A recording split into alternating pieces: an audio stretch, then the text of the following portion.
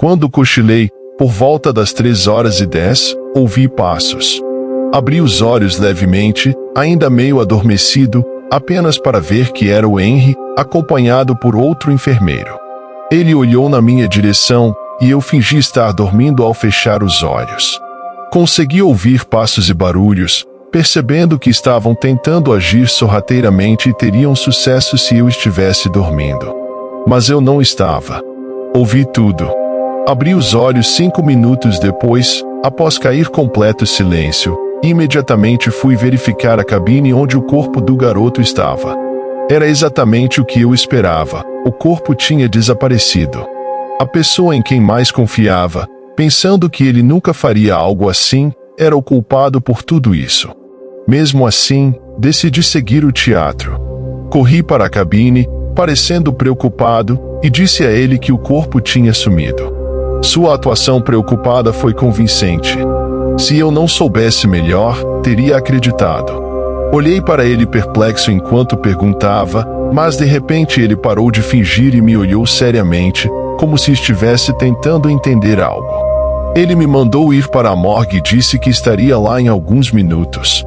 Ao sair do escritório, dei alguns passos e decidi voltar para verificar novamente, pois não entendia sua reação anterior. Fiquei escondido atrás da porta enquanto ele parecia estar em uma ligação telefônica. Sim, eu enviei o corpo, sobre a garota, acho que ela está desconfiando de algo, sim, sei que me disseram para cuidar dela naquele dia, mas estava apenas dando a ela outra chance, não se preocupe, vou cuidar dela hoje à noite, quando não houver ninguém por perto. Ao ouvir essa conversa, meu coração afundou. Percebi que ele estava falando sobre me matar naquela noite. Decidi sair rapidamente do hospital. Primeiro, pensei em ir diretamente para a polícia, mas então lembrei que não tinha provas contra eles. Chamei um táxi e fui para meu apartamento, olhando pela janela do carro. Não conseguia parar de pensar em Jeremiah Henry, parecia tão simpático e gentil, mas era apenas uma serpente usando uma pele de anjo para enganar as pessoas ao redor dele. Ei, pessoal, obrigado pelo apoio. Se você ainda não se inscreveu no canal, sinta-se à vontade para fazer isso. Sabem, não há muitas pessoas dispostas a assumir um trabalho em uma morgue, e deve ser por uma boa razão. Ainda assim, mesmo com o bom pagamento, a experiência pode ser ameaçadora para a vida. Meu nome é Colin Thompson, tenho 28 anos e atualmente trabalho em uma escola como chefe de segurança. Consegui esse emprego há 2 meses, e mesmo que o salário não seja tão bom, ainda é muito melhor do que o último. Há cerca de 6 meses, eu estava desesperadamente procurando por um emprego, e foi quando encontrei um anúncio sobre uma vaga em uma morgue. Era para segurança, e a remuneração era de $50 por hora. Parecia um bom pagamento, então decidi fazer uma entrevista. Eles me pediram para comparecer no dia seguinte, exatamente às 11 horas da manhã. No dia seguinte, encontrei uma mulher para a entrevista, por volta dos 40 ou 45 anos.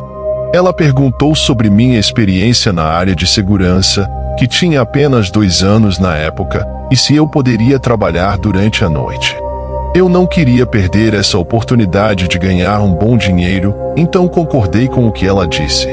Ela também mencionou que eu receberia um extra de $20 por cada hora trabalhada além das 8 horas regulares, e as refeições seriam fornecidas.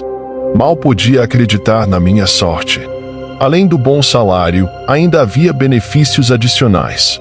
Por fim, eles disseram que eu poderia começar no dia seguinte, e pediram para eu ir. Estive lá pontualmente e, quando entrei, a mesma mulher me deu um uniforme, uma chave do lugar e um breve tour, me mostrando onde ficava cada câmara fria. Meu turno começava às 20 horas e terminava às 4 horas da manhã. A primeira noite foi tranquila. Não havia nada para fazer, só ficar de olho nas câmeras. Já na segunda noite, algo aconteceu. Eles me disseram que eu poderia levar algo para passar o tempo, então decidi levar um livro. Enquanto lia, ouvi um barulho vindo de uma das câmaras frias. Pensei que fosse normal, afinal, era uma morgue. Então, continuei lendo. Mais tarde, o mesmo barulho aconteceu novamente, mas dessa vez parecia mais alto. Decidi checar as câmeras, mas tudo parecia normal. Fui até a câmara fria de onde o som vinha, abri a porta e, bem, eu nunca vou esquecer o que vi. Um dos corpos estava se mexendo. No início, pensei que fosse algum tipo de reflexo pós-morte, mas não. Estava realmente se mexendo. Não sabia o que fazer. Então, fechei a porta rapidamente e corri para o escritório. Fiquei olhando para as câmeras, mas nada aparecia. Tudo estava normal, como se nada tivesse acontecido. Decidi verificar novamente a câmara fria, mas todos os corpos estavam imóveis. Passei o resto da noite inquieto, sem entender o que havia acontecido. Na manhã seguinte, a mesma mulher do primeiro dia veio me encontrar. Perguntou como foi a noite e se eu havia visto algo estranho. Fiquei hesitante, mas acabei contando sobre o que aconteceu na câmara fria. Ela apenas sorriu e disse que era normal. Disse que os corpos às vezes têm espasmos musculares pós-morte e que não deveria me preocupar. Naquela noite, nada aconteceu. Passei várias noites sem incidentes, até que algo mais estranho aconteceu. Outra vez, ouvi um barulho vindo de uma das câmaras frias. Dessa vez, fui mais cauteloso ao abrir a porta. E lá estava, um dos corpos, deitado de lado. Não estava se mexendo, mas estava em uma posição diferente da noite anterior. Fiquei confuso, mas lembrei do que a mulher disse sobre espasmos musculares pós-morte. Mesmo assim, algo me deixava desconfortável. Os dias foram passando, e esses episódios se tornaram mais frequentes. Às vezes, os corpos mudavam de posição, outras vezes, ouvia murmúrios vindos das câmaras frias. Comecei a ficar preocupado, mas toda vez que mencionava algo, a mulher apenas dizia que era normal. Um dia, enquanto monitorava as câmeras, vi algo que me chocou. Um dos corpos levantou-se, sentou na maca e olhou diretamente para a câmera. Senti um arrepio na espinha. Aquilo não podia ser normal. Na manhã seguinte, decidi confrontar a mulher sobre o que vi. Ela apenas sorriu e disse que os corpos às vezes apresentam atividade neural residual. Eu não entendia totalmente o que isso significava, mas ela agia como se fosse algo rotineiro. As coisas continuaram estranhas, e comecei a questionar minha sanidade. Será que eu estava enlouquecendo? Até que uma noite, enquanto estava no escritório, vi um dos corpos sair da câmara fria. Ele simplesmente caminhou em direção à saída da morgue. Fiquei paralisado de medo. Não conseguia acreditar no que meus olhos viam. Então, a mulher entrou no escritório, olhou para o corpo andando e disse calmamente: "Não se preocupe, ele está apenas fazendo o seu trabalho." Não aguentei mais. Saí correndo dali e nunca mais voltei. Não sei o que estava acontecendo naquela morgue, mas tenho certeza de que não era normal. Hoje, compartilho essa história com vocês, não apenas como um aviso, mas também como um desabafo. Se vocês souberem de alguma morgue contratando seguranças, pensem duas vezes antes de aceitar. O que vivi foi um pesadelo que me assombra até hoje. Meu nome é Colin Thompson, e essa foi a minha experiência aterrorizante na morgue. Se gostaram desse relato, não se esqueçam de deixar seu like e se inscrever no canal. Eu nunca fui normal. Desde que me lembro, eu tinha uma percepção diferente da realidade. Eu enxergava e escutava coisas que escapavam aos sentidos dos outros. Sombras que se agitavam, eu tentava fingir que não via, mas era inútil. Eu vivia com medo, solidão, angústia. Minha família não me apoiava. Meus pais eram fanáticos religiosos e acreditavam que eu estava endemoniada. Eles me arrastavam a templos, exorcistas, benzedeiros, mas nada funcionava. Eles me espancavam, me ofendiam, me isolavam no quarto. Eles me chamavam de monstro, de desgraça, de pecado. Eu cresci com essa marca, essa ferida, essa culpa. Eu me tornei uma pessoa fechada, insegura, depressiva. Eu me diplomei em enfermagem, mas não me adaptei ao trabalho. Eu me casei, mas não tive amor. Eu tive uma filha, mas não fui uma boa mãe. Eu me mudei várias vezes, mas não achei sossego. As coisas só pioraram com o tempo. As ocorrências sobrenaturais se intensificaram. Eu via espectros, faces, silhuetas. Uvia berrou, gargalada, lamentou. Usansia acaricia, aranou, mordida. Eu tinha pesadelos, alucinações, paralisias. Eu não conseguia dormir, comer, viver. Minha família também padecia. Meu marido e minha filha começaram a testemunhar as mesmas coisas que eu. Eles ficavam apavorados, estressados, irritados. Eles me responsabilizavam, me rejeitavam, me detestavam. Eles diziam que eu era insana, doente, perigosa. Eu busquei ajuda. Eu fui a médicos, psicólogos, psiquiatras. Eles me diagnosticaram com HPS, uma síndrome que afeta pessoas que relatam encontros sobrenaturais. Eles disseram que era uma condição rara, complexa, incurável. Eles disseram que era causada por uma sensibilidade aumentada a estados de doença, que era influenciada por crenças paranormais e que era reforçada por efeitos de contágio perceptivo. Eles disseram que era uma expressão idiomática de estresse ou trauma. Eles me deram remédios, terapias, conselhos.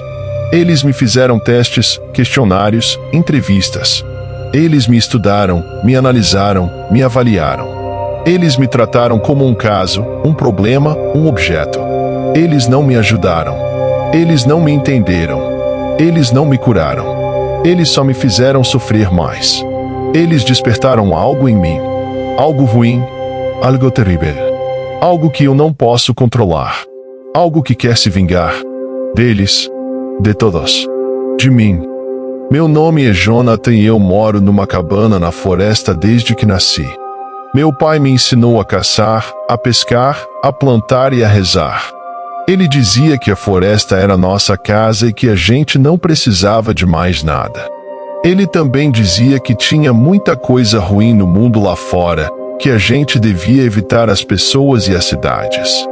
Ele dizia que elas eram cheias de pecado, de violência, de doença e de mentira. Eu nunca duvidei do meu pai, ele era o único que eu conhecia e que me amava. Ele cuidava de mim e me protegia de tudo. Ele era o meu herói e o meu amigo. Eu era feliz na nossa cabana, com os nossos animais, com as nossas plantas, com os nossos livros. A gente tinha uma vida simples, mas boa. Mas tudo mudou no dia em que meu pai morreu. Ele foi mordido por uma cobra venenosa quando estava caçando um veado. Ele voltou para a cabana todo machucado e febril. Ele me disse que não ia resistir, que eu tinha que ser forte, que eu tinha que cuidar de tudo sozinho. Ele me disse que me amava e que Deus ia me ajudar. Ele me disse que tinha um segredo para me contar, mas que só podia me dizer no seu último suspiro. Ele me disse que eu tinha que prometer que ia fazer o que ele me pedisse, sem perguntar nada. Eu chorei muito, eu abracei ele, eu implorei para ele não me deixar. Mas ele não podia fazer nada, ele estava morrendo. Ele me olhou nos olhos e me disse o seu segredo. Ele me disse que eu não era seu filho de verdade, que ele me achou na floresta quando eu era um bebê, que eu estava dentro de uma cesta, que eu tinha uma marca na testa, que eu era diferente, que eu era especial, que eu era perigoso.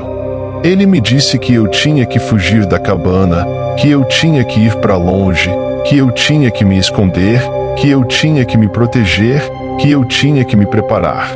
Ele me disse que eles iam vir me buscar, que eles sabiam quem eu era, que eles queriam me usar, que eles queriam me matar.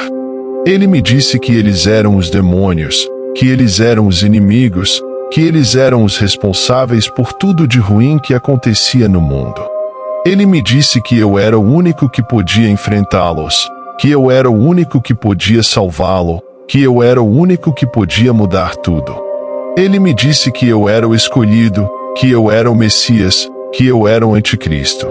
Eu não entendi nada, eu fiquei confuso, eu fiquei assustado, eu fiquei revoltado.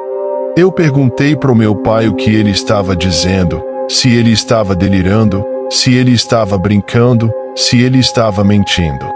Mas ele não respondeu, ele só me deu um beijo na testa, ele só me deu um sorriso triste, ele só me deu um adeus.